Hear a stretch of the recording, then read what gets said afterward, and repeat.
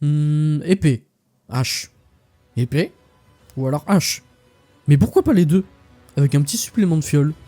Moi c'est Oursin, et en compagnie de Will, on va vous présenter la Switch Axe de Wilds. C'est quoi cette arme 2 en 1? Ou alors c'est 2 demi-armes? Bref, un mode épée, un mode hache.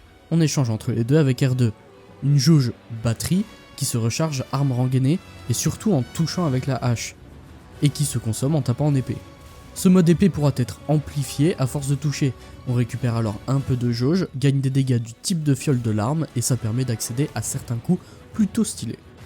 On peut commencer au dégainage en hache avec triangle et en épée avec R2. Si on n'a pas assez de jauge pour passer d'épée à hache, c'est-à-dire en dessous de l'indicateur, notre personnage s'arrêtera pour recharger manuellement en changeant les piles. Petite sponsor Duracell. Non, c'est dangereux, alors vaut mieux éviter et bien surveiller tout ça. On va démarrer avec la hache. Avec triangle on a un triple combo. C'est surtout le dernier coup, celui à 2 hits qui nous intéresse, car ça va générer pas mal de jauge. On verra plus tard comment on peut y accéder autrement. Rond vers l'avant pour aller vers l'avant. Spammer rond en neutral va démarrer un balayage. Au bout de 2 coups, on peut appuyer sur triangle pour faire un smash qui va charger la hache. Et charger la hache, ça fait quoi? Ça augmente un peu l'attaque sous cette forme et ça booste un tout petit peu la régène de jauge. Triangle plus rond va lancer un coup lent, mais qui va offset le monstre lors d'une attaque physique. Si ça passe, on pourra charger la hache avec triangle. Enfin, dernier moyen de charger ce mode, c'est avec une attaque furtive ou le focus strike. Et après un de ces mouvements basiques, on peut se repositionner vers l'arrière avec rond. Mais ce qu'on peut faire aussi, c'est bien sûr se mettre en mode épée avec R2. On sera plus lent, mais c'est là que les dégâts deviennent intéressants. Avec triangle, on a un combo simple, avec lequel on peut légèrement se repositionner sur les côtés. L'enchaînement avec rond sera quant à lui plus statique et plus intéressant pour charger l'épée. On peut très bien alterner entre les deux touches pour des combos plus longs. R2 plus triangle nous permettra de contrer une attaque. Ce ne sera pas la même mécanique que l'offset de la hache par contre. Et enclenchera un double coup lorsqu'il est réussi, et permet de lancer rapidement le dernier coup du combo rond.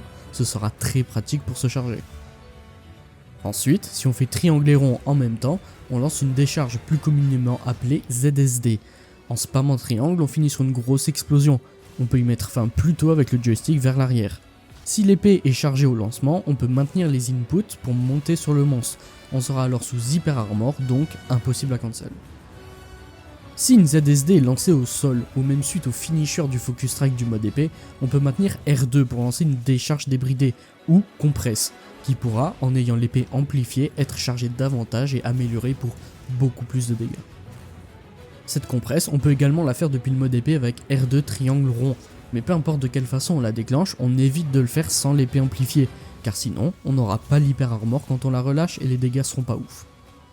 Que ce soit pour la ZSD ou la compresse, elles vont bouffer beaucoup de batterie, mais même si on n'a théoriquement pas la jauge qu'elles consomment pour les faire, on pourra quand même, on terminera juste vraiment à sec.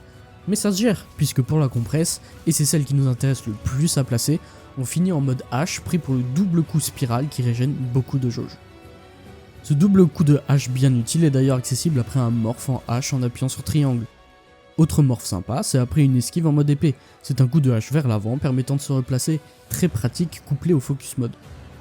Et enfin, pendant le focus strike, donc L2 R1 sur une blessure, qui va d'ailleurs être un bon outil pour gérer toutes nos jauges, on peut changer de l'une à l'autre des formes avec R2 pour choisir le finisher qu'on veut. En vrai, c'est une arme de sauvage, et on va parler des différents types de fioles, des talents, des builds, mais avant, pensez à vous abonner pour la suite des tutos d'armes, lâchez un petit like si ça vous plaît, et rejoindre le Discord pour être au courant des news. Donc, comme évoqué au début, chaque morpho possède un type de fiole qui vont être soit de statut, poison, paralysie, soit de fatigue, qui vont pomper l'endurance du monstre et infliger du stun sur la tête, ou des fioles élémentaires d'un des 5 éléments du jeu. Les fioles de force vont être plus longues à charger pour le mode épée que les fioles élémentaires. Petit tips pour engager un monstre, une attaque furtive qui charge la hache, switch en épée, contrer le cri avec R2 triangle, rond pour la furie divine, et on est chargé pour de la fiole élémentaire. On ne peut pas vraiment enchaîner les contres à l'épée malheureusement, il faudra forcément refaire une action pour pouvoir recontrer, donc faites vraiment attention quand vous l'utilisez. Pour les morphos artians, un tranchant et après full attaque, ou un peu d'éléments, ça fera l'affaire aussi. Par contre, on ne pourra pas choisir le type de fiole, donc ce sera soit arme élème, fiole élème, ou arme affliction avec des fioles de force. D'ailleurs, contrairement aux fioles de la Volto, celles de la Morpho possèdent une partie de leurs dégâts basés sur le raw, et surtout, elles peuvent crit. Donc pour les dégâts, Berserker est une très bonne option, maxer l'élément s'il y en a aussi.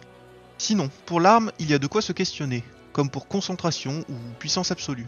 Le premier n'aura pas de réelle valeur, le deuxième par contre, il fait passer la durée de charge de l'épée de 45 à 90 secondes, ce qui est très intéressant vu qu'on veut mettre un max de compresse pendant l'amplification de l'épée. Et encore plus intéressant avec des fioles de force qui sont plus compliquées à charger de base. Quid de Rapid Morph, c'est confort, mais ça n'apporte pas grand chose vu que les dégâts ne se reposent pas du tout sur les morphs eux-mêmes, comme dans Rise Sunbreak. Enfin, de quoi mitiger la perte de tranchant comme Samouraï ou Main de Maître, c'est le bienvenu. Ah, et même si ça peut y ressembler, le contre en épée n'est pas du tout une parade, donc pas de garde offensive. Par contre, c'est une hyper armor, comme l'offset et la compresse. Donc pour l'armure, on va chercher contre-attaque dans les slots 2. Comme évoqué plus tôt, on a tout qui crit, donc on va chercher 2 pièces Gormagala et Antivirus 3 pour 25% d'affinité, Corps et âme 30%, 15% avec Témérité, et encore 10% avec Wex 2, et on n'est pas trop mal. Pour résumer, la Morpho c'est une arme où on fait des offsets, des contres, on charge, on décharge, on fait tout péter, ça fait boum, c'est satisfaisant à jouer. C'était Oursin et Will, merci d'avoir suivi ce tuto, et à très vite.